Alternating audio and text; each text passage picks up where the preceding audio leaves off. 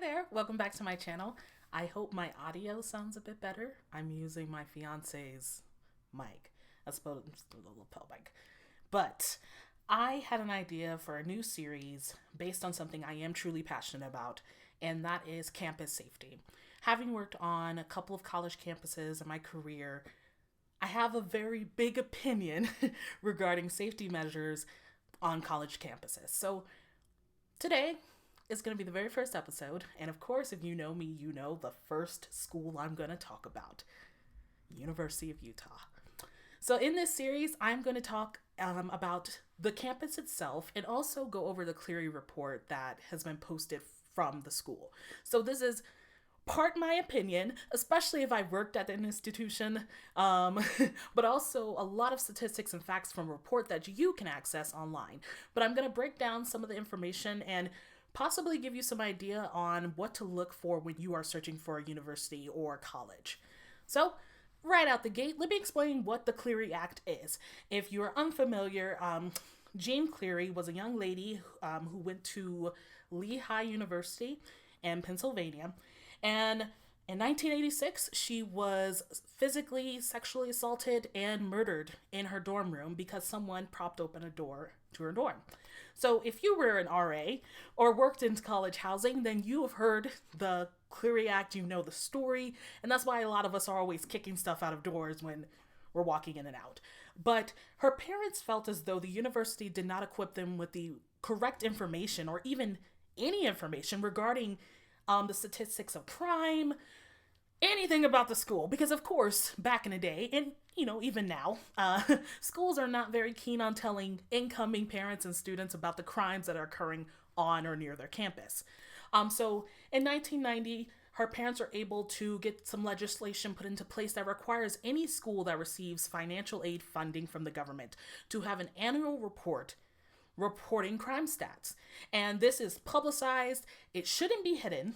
And if you know of a school that is deep down somewhere where you can't find it, or you can't Google it, let me know because I will find it.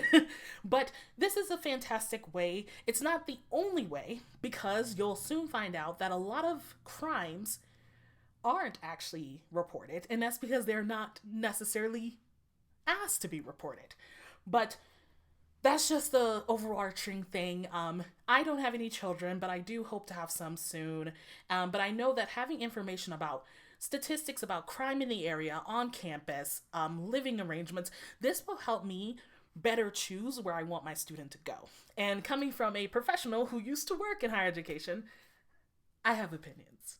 So we're going to start with the University of Utah, like I said, but that's because I work there. And during my time there, I had the misfortune of being involved in, I don't even know how to say it, like,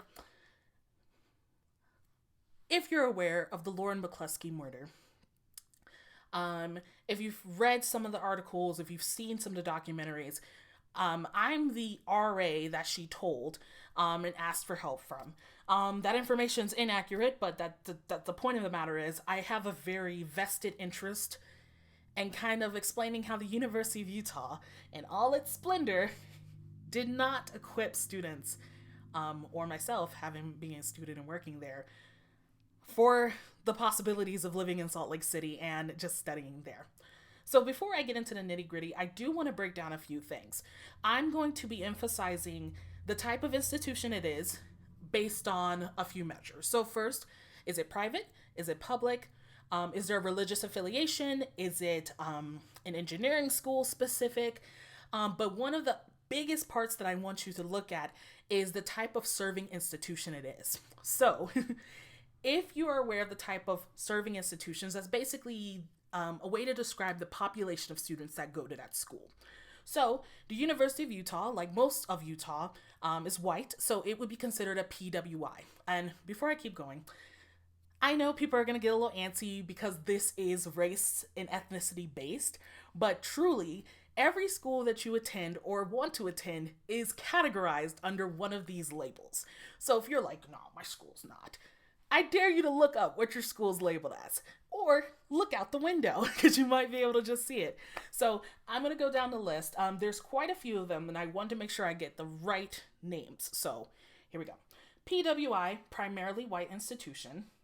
HWI, historically white institution. So that can mean that right now the demographics aren't reflecting that there's a high white population, but historically it was.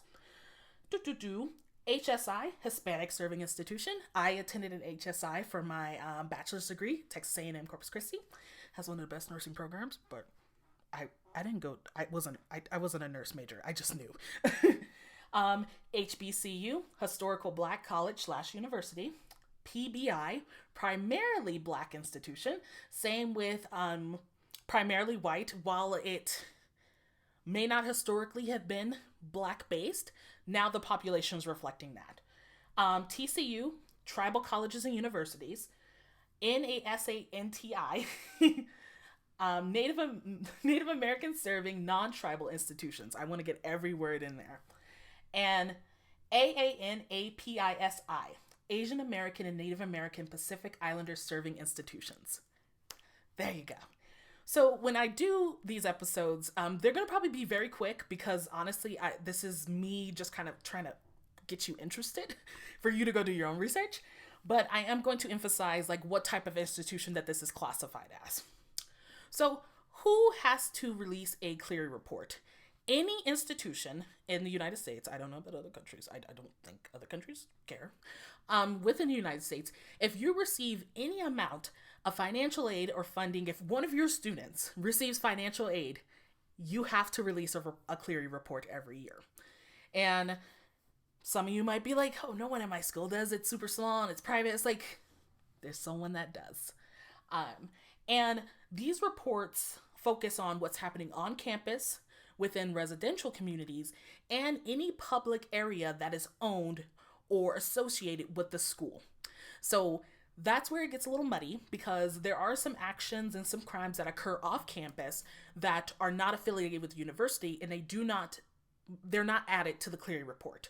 Now, if your school owns a pizza shop and something happens there, while it looks like, I don't know, name a thing, Lego block pizza, if it is owned by your school, they have to put in Clery Report if something happens there. And there is a lot of nuances too. I know larceny is not added for some reason, but you can get into the nitty gritty once we actually start talking about statistics and whatnot. But let's talk about the University of Utah. So the University of Utah was founded in 1850. It is a flagship institution of higher learning in Utah. I was about to say University of Utah in Utah. And it is a powerhouse. If you watch football and you like college football, you know the University of Utah. It is a public research university and actually has kind of a high acceptance rate for such a big university, but I think with it being public and you got BYU up the street, they're more open to accepting folks, which is why they accepted me with the GPA that I had for grad school. But that's a different topic for a different day. They have a relatively high graduation rate, around 68 to 70, and honestly, as a student, when I was at the University of Utah, I truly enjoyed it in the student range. My classes were engaging. I had really fantastic professors, and some of my classmates were really great, and I love seeing them on LinkedIn now, like really striving and going for it. Like one of the girls works for Microsoft now, and I'm like, yes, go Sydney. But outside of all of that, the location, Salt Lake City, it's one of the bluer areas of Utah, which really emphasizes like why the university itself seems to be a bit more diverse, but it's still definitely a PWI. And honestly, it's definitely a place you would go if you want to somewhere different. I came from Texas and went to the University of Utah for my master's degree, so I was only there for 2 years. But in those 2 years, definitely a lot of stuff happened. And we're going to talk about it. But nestled in the Wasatch Front, the school itself is at the base of like a mountain hill thing. It was gorgeous. It was really nice. I have tons of pictures of when it was snowing. It's a pretty campus. I'll give them that. But when I was at the school, one thing you may have not noticed, or may have noticed if you are from a different background, is that the rate of campus security and just their location was kind of hidden. And I came from a school when I was at TAMUCC where campus security was eating lunch in a dining hall. They were coming and hanging out with students. They were part of the programming efforts. So they were an active part of the community. But at the University of Utah, during my time there, which was between 2017 and 2019, campus security presence was null. And unfortunately, if you are aware of true crime and just crime in general, in 2019, Lauren McCluskey was murdered on campus by one of her ex-boyfriend. And that kind of amplified like the silence and the non-existence of campus security, because not only did Lauren reach out for help multiple times to campus security, you know what, that's a different topic for a different day, but essentially they did not have a presence, and that radiated in how students treated each other and how everyone was received. So it does kind of touch me a little bit. But outside of that, let's just jump into the Cleary Report. Alrighty, then we're going to jump right into the University of Utah's Clery Act report. They are very good at emphasizing what it was for, why it was here, and they name it the Annual Security and Fire Safety Report, because I know for some people labeling as the Clery Act seems very just sad. So I understand why they called it Annual Security and Fire Report. We're going to shimmy on down and just access it. You're able to find this on the public safety website of the University of Utah. I'm very happy that the website is showing who the chief is and where you can find stuff. And this is kind of one of the first things you see. So I applaud the university for not hiding it or trying to be like, oh, you got to call us and we'll send it to you. So and something also to emphasize about the University of Utah, they have two campuses, one in Salt Lake City, and they have the Asia campus. So they also have to release one of those from the Asia campus because it is associated with the University of Utah. I know that I just was like, not different countries, but since it is connected with the university, they still have to report that. Oh, hold on. Right before I started, I just noticed something interesting. Student housing crime statistics. Let's jump into that first. Let's see. Oh, that's a good picture. This is from 2021. I wonder how often this one is. And who puts this together? You tell me who puts this together. 2021, okay. Oh, those numbers are pretty zero. And this is for on-campus housing. So this is not the Clery Act itself. I believe that the housing department possibly put this together, which I think is very good strategically because one of the first things that you're doing when you're looking for a college is deciding, am I going to live on campus? Am I going to live off campus? And there's a lot of hype to live on campus. So understanding that some of the crimes that do occur do happen within housing, I do see why a university would have a separate, like, hey, just so you know, all of those numbers you're seeing from the big Clery Act report, it doesn't involve us. But I do see in one here. Drug, weapon, and alcohol violations, University Village. Okay, University Village is actually physically off campus. So that just, I don't know why you would need that information, but some people think that if they live off campus, that they don't have RAs and stuff, but they do. All right, let's see. 000. Oh, violence against women. Offenses, domestic violence, 1, and that was in University Village off campus. So something you might also notice is that a lot, when we bring up some other schools and universities and we start going through their information, you might notice an uptick of crimes off campus if there's like an off campus site, like a housing or whatnot. And I think that is just, and this is coming from a person who's worked in housing, this is just my opinion, I think that people feel as though if they're not physically on campus, then they can't necessarily get into trouble for doing certain things.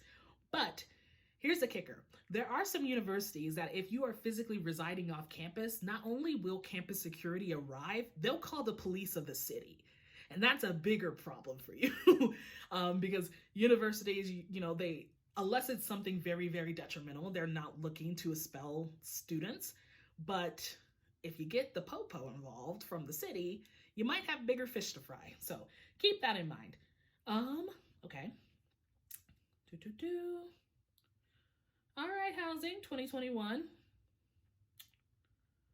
Okay, what? Domestic violence. VAWA, Violence Against Women's Act. I should have said that at the beginning. 2, University Village, off campus. Okay. Another one under Violence Against Women. University Village East. University Village East. Yeah. Oh, sex offenses. So the big R word. Oh, Lassonde Studios. So Lassonde on the University Utah campus, it's pristine, prestigious. It is the place students want to live because it is, honestly, the space is cool. It's super cool. We would hold programs there. They had pods. Like, the living space was very, like, it was set up for students that want to live and work and play. The building's dope. Now, Lassonde Studios, we have one rape report in 2021. That is disheartening. Fondling, Chapel Glen. I used to be over Chapel Glen. So Chapel Glen was three buildings. They were usually first-year buildings. And there was kind of like this old chapel in the middle of the courtyard. Freshmen are freshmen. So Chapel Glen was kind of rough. But fondling, that all of these statistics will make me sad, but seeing them in specific buildings really gives me a little insight just because I work there. Okay. Drug violations, Lassonde Studios, 4. Whoa. Okay. That's usually a Chapel Hills, Chapel Glen area. Okay. Drug violations, Collard Village. I don't know what that is. Maybe that's new. 9 violations for drugs and 8 alcohol violations. 6 drug violations in Chapel Glen. Yes, that tracks. That really tracks. In fact, I'm surprised that it's that low. Chapel Glen, 804. 1. Hate crimes. So being a PWI, it definitely opens you up to interacting with folks who are not happy with diverse populations. And that was seen in many, like, that's also a topic for a different day, because I really want to get into how me as a Black woman going to the University of Utah affected me. But we'll talk about it in a different time. So 1, vandalism, intimidation. So vandalism in Lassonde, intimidation in Collard Village. I want to see what Collard Village is. Another violence against women, stalking, 2 in Collard Village. I wonder if that can't be on campus. I don't know. You know what? We're in front of it. We're in a friggin' video right now.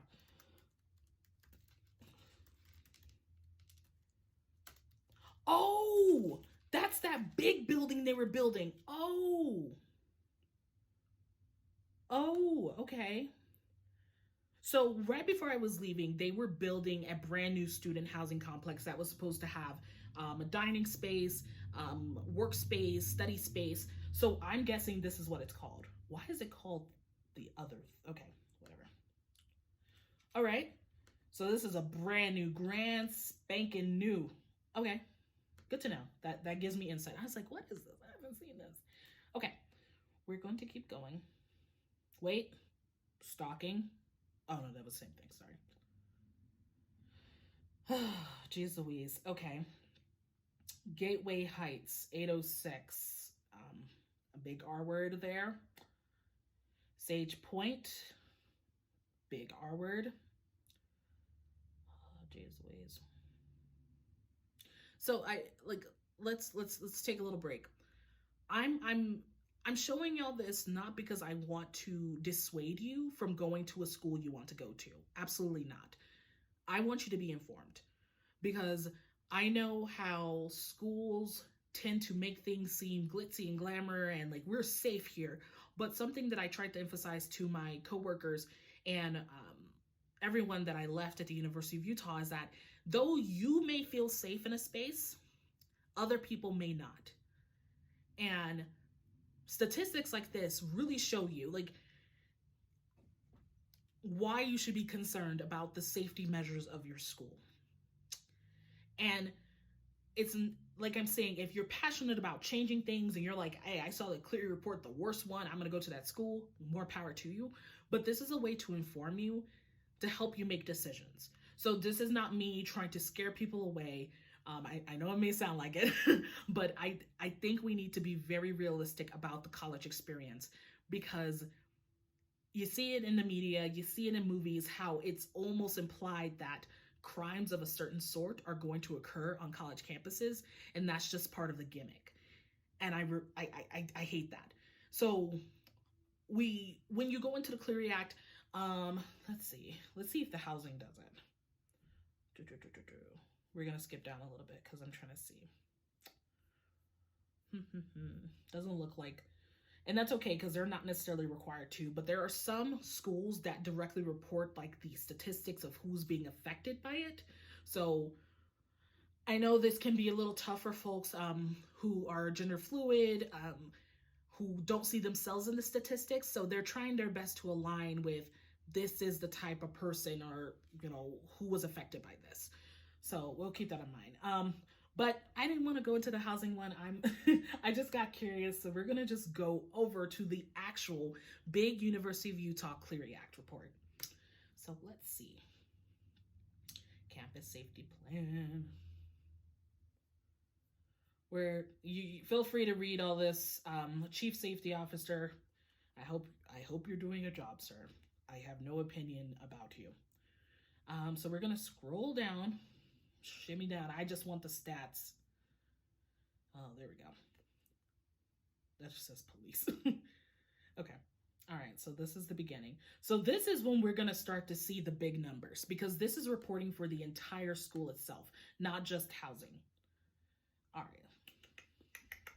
I'm not going to emphasize each number. I'm just going to point out some things that I'm like, whoa, that's kind of big. Something that I am not surprised about, we're going to go on down here to alcohol. 276 cases on campus, 255 residence hall. This doesn't surprise me. Colleges, that's the thing. People like to drink. I'm just hoping that students are feeling more confident to ask for help if they're developing problems, or if perhaps somebody got drunk and now they need help. Small tangent, when I was at the University of Utah, I had an instant where I had the duty phone. That's the phone that you carry overnight. If something happens, you're the one they call. And a student called me. He's like, Diamond, I need you to come over here. There's a girl here and she's blacked out. I'm like, all right, let's go. And it was in one of my adjacent halls. And I got there and I was kind of appalled to see that when I got there, there was only one person left. And there was the person who called me, and he told me everyone dipped. As soon as she blacked out and she hit the ground, everyone left. Nobody's helping me. She's not responding.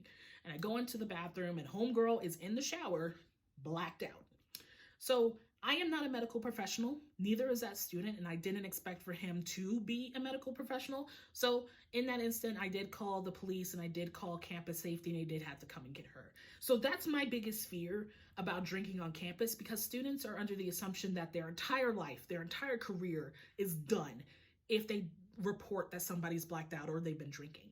But there are a lot of Good Samaritan laws and even policies on campus that if you just call and tell us, we don't care that you were drinking. You know, at most you'll probably take an alcohol course, but we really want you to be safe. And I hope students are internalizing that and keeping that in mind. But that's just me. I'm sorry. I get all sentimental about things like that. Motor vehicle theft on campus, 18. That does not surprise me. During my time at the university, we did have a situation where one of our international students was attempted to be carjacked, and, you know, they stood up for themselves and they were ultimately killed for it.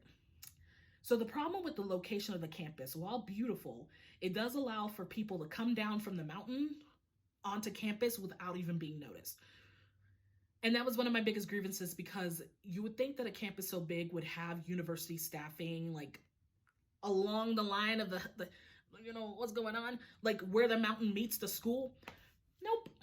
not at all. So that was very sad, and that really shook students, especially our international population, because they were just under the assumption that the school was safe because that's what the school was telling their family. But as you know, here we go. So let's keep it moving. 1RA. Oh.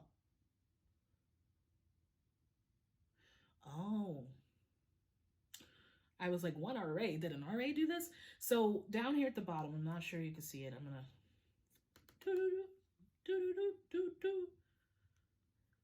the RA stands for race, RE religion, S sexual orientation. So I'm assuming that this is based on why it occurred. So we have a couple of, what is this? Hate crimes based on race at a PWI. And is anyone surprised? No, they're not. All right, we'll keep it moving. This big old police. Want to see if there's any like information that they're giving students as far as like what to expect. I think that would be important. Oh no, they're just okay. Well, let's see. Do I know any of these kids? No, I don't know any of these people. Okay, we'll show me back up. My computer's going so slow. It's like, why are you doing this? Why are you looking up things? Okay. So let's go. All right. So we're returning to the top. So they've broken this down between 2019, 2020, and 2021. So when I told you at the beginning that Lauren McCluskey was murdered on campus, you might notice that at the top, it doesn't appear that murder was outlined in 2019. But that was because Lauren's situation was labeled as domestic violence because it was between her and an ex-intimate partner. So if you are looking at any statistics for the Clery Act, you might notice that something says, oh, we didn't have any sexual assaults, we didn't have any murders, but it does break down on the type of offense. So violence against women, the type of arrest, really look through it, because you might be like, wow, this school's super safe. And then you get down and it's like, oh, that's where it fell in. Let's compare like the violent criminal offenses between 2019, 2020, and 2021. It seems, unfortunately, that rape has been pretty consistent on the campus. So 2019, you got 17, 2020, you have 15, 2021, you have 17. That is very disheartening. It seems that fondling has gone up significantly. 2019, 18, 2020, you have 15, and 2021, you have 26. That is rough. That's very rough. And burglary. Let's see. Oh, burglary's dropped. And I think that burglary may have dropped because of the significant change in their campus climate and the safety measures they have on set. So 2019, 21, 2020, 25, and then dropped a 9. That shows you that whatever they're doing, it's definitely working. So domestic violence has gone down a little bit. From 2019, it was 18, 2020, 16, and 2021, 14. Okay. You know, that's still tough. Domestic violence is very touchy, and I think a lot of people try to stay away from it because they're like, I don't want to get involved, but that is one of the things that you really got to keep an eye out for, because some people don't know how to get out of situations. Now, I'm very, very curious about how stalking had a drastic dip in 2020 and then went back up in 2021. So you see, 2019, there were 62 cases. 2020, that's by 2024. 2020, you have 24. And in 2021, you have 65. So I would love to know what happened in those years to change that so significantly. On-campus arrests for drugs, 47 in 2021, 2020, 15, and 2021, 15. Judicial referrals. So this is also very kind of wishy-washy, because of course, you know, most people aren't getting caught, because there's no reason why you should getting drunk and yell at the, like, I'm not going to give you ways to drink on campus, but alcohol is significant, from 276 up to 299. That is rough. Well, that was just me glancing. That's me making inferences based on like my experience there. But I do encourage you, if you are interested in going to the University of Utah, to check this out. I'm very happy that they are comparing years, because that feels very transparent to me. I applaud them for that, because they could have easily been like, no, look at this year. So I applaud them for that. But this is a pretty dense document, but I think it's worth your time, especially if you're really, really excited for a school. It's about 74 pages. But yeah, we're gonna cut it here, because I don't want to go too deep and turn this into like a longer video than it needs to be. I planned for it to be 15 minutes, but then I got to rambling. Other videos will be shorter, because I won't have insight into them. I will just have the Cleary Report. But if there is a school that you would like me to look at, or just something you want to highlight, if you have an experience at a school and you're like, hey, Diamond, you know, talk about it and let's look at the Clery Report, please comment below. I'm very open to any type of institution, any school. If I've worked at the school, if I've gone to the school, the video is going to be longer, obviously, because I've got opinions. But if it's somewhere I haven't been, it'll probably be 15, 20 minutes long. But yes, thank you so much for watching this. This is a passion project of mine, and I don't know why I haven't done it and why I didn't start it, but I think it's time for us to have this conversation. So yeah, until next time, the next school I'm going to do is NYU, because someone already asked me to do it. But if you have another school, comment below. Bye.